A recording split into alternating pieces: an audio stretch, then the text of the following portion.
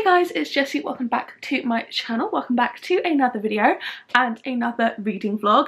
In this reading vlog, we are reading some of the oldest books on my TBR.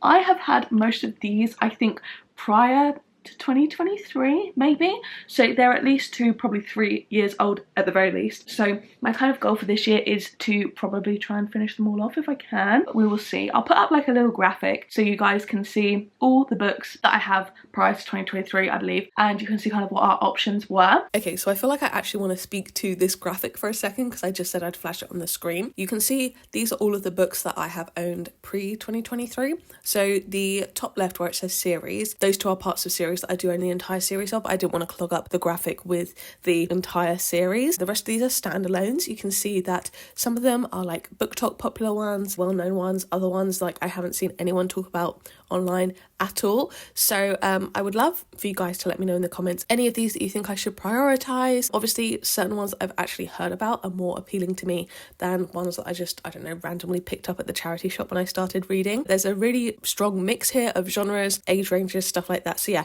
let me know any here that stick out. Hopefully we can use this graphic to kind of clear off everything by the end of the year. That would be ideal, but we will see. So yeah, just wanted to kind of linger on this graphic a little bit more. I am also slightly proud of it. I love making my little Canva graphics. Yeah, I think I might leave it maybe it's a little bit of a surprise to what we end up picking, but yeah, it's just another classic little reading vlog. So yeah, I think without further ado, let's just get straight into it. I have been listening to Girl A by Abigail Dean, so I'm about 70% of the way through this now. I am not loving this one.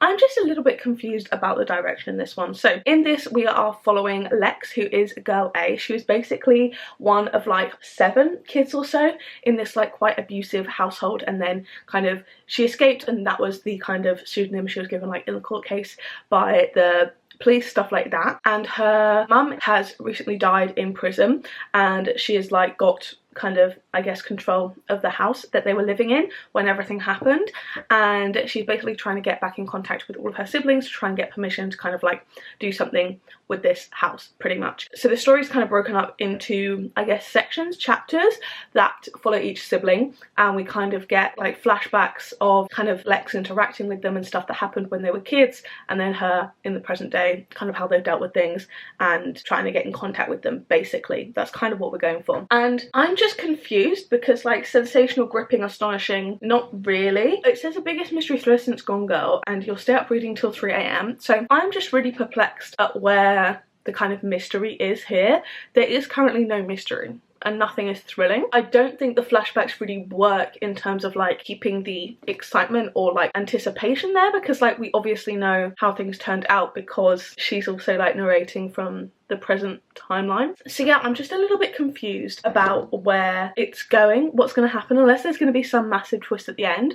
I'm just like not all that interested, like it's just very mid, and so I'm just interested in where it's going to go, because this has been like personally recommended to me. I think in my comments someone mentioned it on my physical TBR video. I know both my parents have read it and liked it, so I'm just really confused. It's also been comped to like My Dark Vanessa, which I'm not getting those vibes of. So yeah, I'm just waiting to hopefully like get a big twist, but like I'm just not that interested. And I am listening to it. It's going by reasonably fast. I'm gonna finish this off, but not oversold on it at the moment, unfortunately. A little bit of a downer. Hey besties, I have not used this angle before. I'm not too sure. You are on my bed, so sorry if you like rock a little bit. Like, I don't know how stable we are. I finished up Girl A. I didn't love it. I gave this one 2 stars. I honestly just didn't really understand the point of this one. Like, I don't understand why the author really wrote this story. I knew it did ring a bell. I haven't heard about the actual case, but I know people in the Goodreads reviews were likening it to, I believe it's like the Turpins, and from reading that there seems to be like a ton of similarities, almost to the point of like it being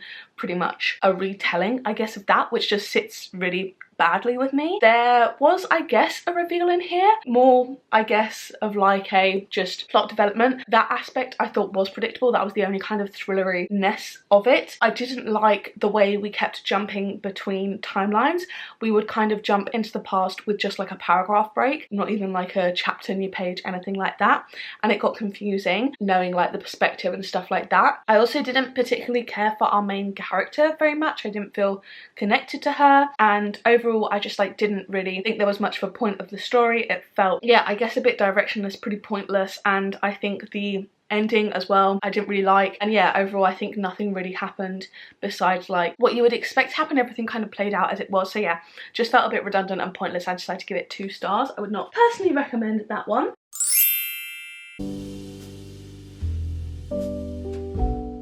Hello, I am currently about halfway through Where the Crawdads Sing by Delia Owens, and I am actually enjoying this a lot more than I expected to.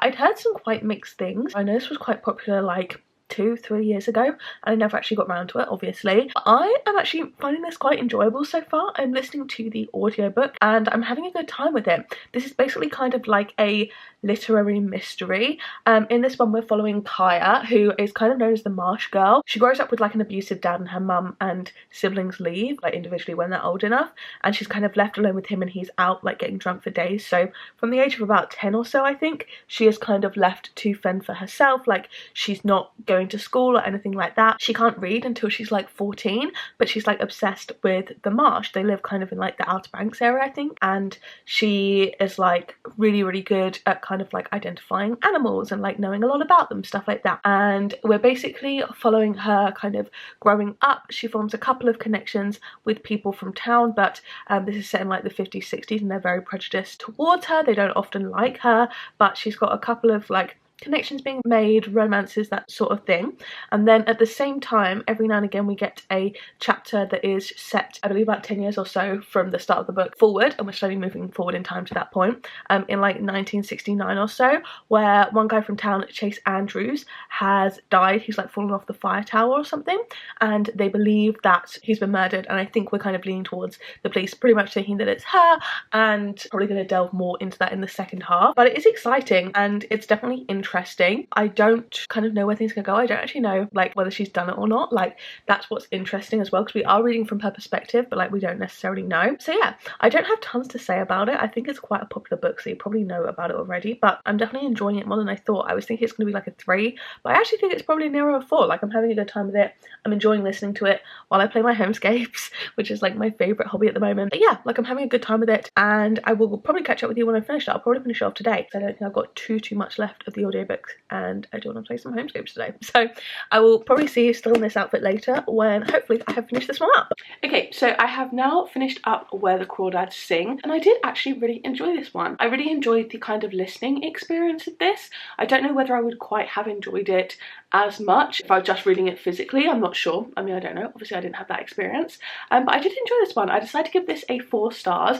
I think this is a very solid read. I think it could be kind of quite widely enjoyed by a lot of people. I just liked the characters in here. I thought that Kaya was a really interesting main character to follow, and we kind of swapped into more of a kind of courtroom type drama style story for the latter half of this book, which I also did enjoy. I definitely think that slowed the pace slightly, and I do think that I enjoyed the first half more than the second, but overall I still liked the book. Again, I absolutely am not, you know, endorsing this author whatsoever. I know there's a lot of problematic stuff about her, like very much so. I probably wouldn't necessarily pick up another one of her books, but I've had this for so long, and I didn't want to just like throw it away. Did enjoy it. I gave it a 4, just for like the merits of the story. And yeah, I think this is definitely a widely recommendable one. I can see this being a lot of like book club books. I can see this being a lot of people's like one of the 10 books they read, and I think that's definitely kind of what happened with it. It was definitely a very kind of mainstream popular one, and I haven't actually seen the movie. I do kind of want to, because I think it looks quite interesting. The cast is good, so I might give that a watch later on. But yeah, overall I did enjoy this one. I feel like I don't have a ton to say about it. It wasn't like overly like impactful to me. It was like definitely kind of like hitting on the lower end of the 4-star. It's definitely like not nearing a favourite or anything like that. Again, like I still enjoyed it, but I don't think it did anything particularly unique in the latter half where it kind of turned more mystery. I just enjoyed the kind of character study half of the first half. So yeah, that is a 4-star for me, pretty solid. And I believe the next book I'm going to pick up I am so excited about, and that is going to be Malibu Rising by Taylor Jenkins Reid, which I've had for forever, and I know I've really enjoyed her previous books, so I'm very much looking forward to this. Hello, I am currently halfway through A Malibu Rising by Taylor Jenkins Reid, and I am really enjoying this one so far. So this one, I think it's pretty famous, so I don't think you probably need me to explain, but basically we are following the Reaver family. It is kind of jumping around timelines a bit, but the main one we are following is this one kind of day into the night where they are hosting this kind of big and massive party, and they live in Malibu. It's in like the 80s or so, yeah, August 1983 it's set.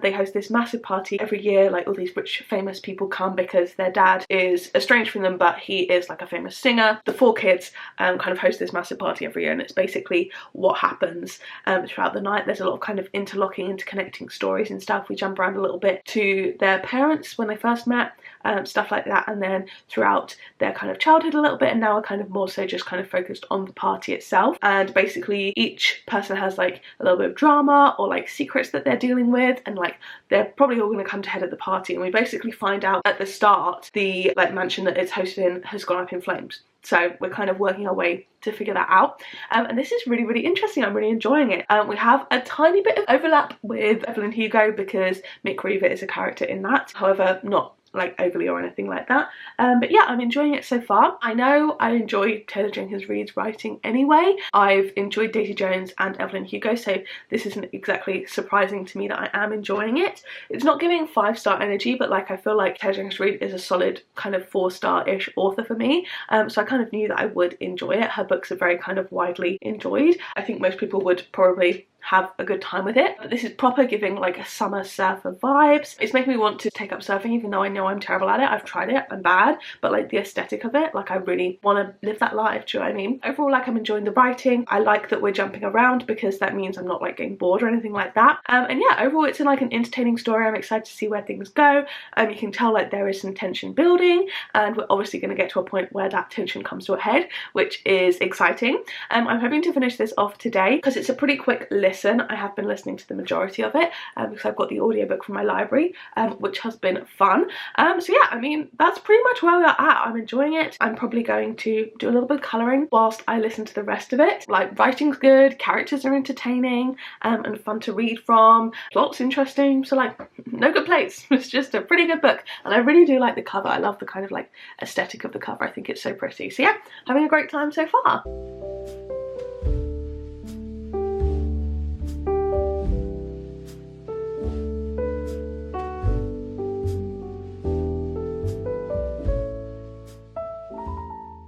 Hello, sorry if I sound a little bit blocked up. Hay fever in the UK, I think it's the tree pollen, I mean, no one cares, has been so bad. My hay fever, at least, has been so bad this year. So, sorry if I sound nasally and gross and disgusting, but I have now finished up of Malibu Rising, and I really, really enjoyed this one.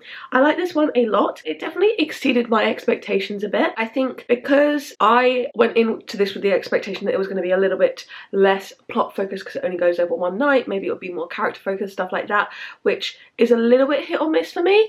I didn't know how much I would enjoy it, but I really, really liked this one. I really, really enjoyed following these characters. I think the story was told really well for at least the latter half as well. We kind of stopped dipping into the past and we kind of just followed the one trajectory, which I think really helped the flow of the story as well. Another aspect that I really liked is we would spend like a chapter like jumping in to other people just for like that one chapter of like a little bit about them and what they were doing at the party and stuff like that, and I can't remember what it reminded me of, but I really, really enjoyed that. I think it really brings the kind of outside characters to life. It really makes the atmosphere feel a lot more real, so I really, really enjoyed those aspects. It was literally like a couple pages every like 50 pages, but I really, really liked that aspect. I thought that was really, really interesting. And yeah, I liked following these characters. I thought it was interesting the way things kind of turned out. Nina, I think, is definitely the main character. We definitely follow her the most, I guess, and we see a lot through her perspective. Even though it's like third person, we just kind of follow her the most. And I think she had some really good character growth in this, even though it was only over technically one night, but still really, really enjoyable.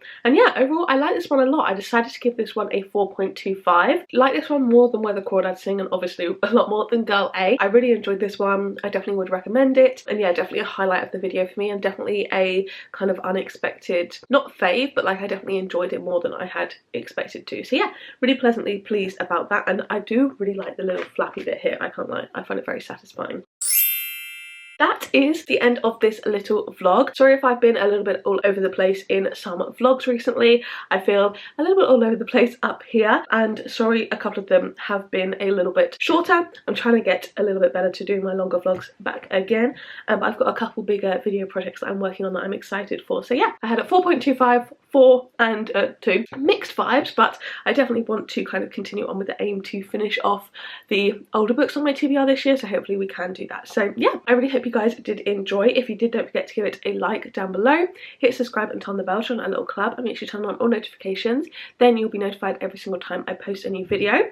If you made it to this point, leave a little, is there a surf emoji, a little surfboard emoji down below for Malibu Rising. And yeah, if you want to watch one of my other videos, there'll be 2 on the screen now to pick from, as well as a linked up in the cards from earlier. So yeah, thank you guys so much for watching, and I will see you in the next one. Bye bye.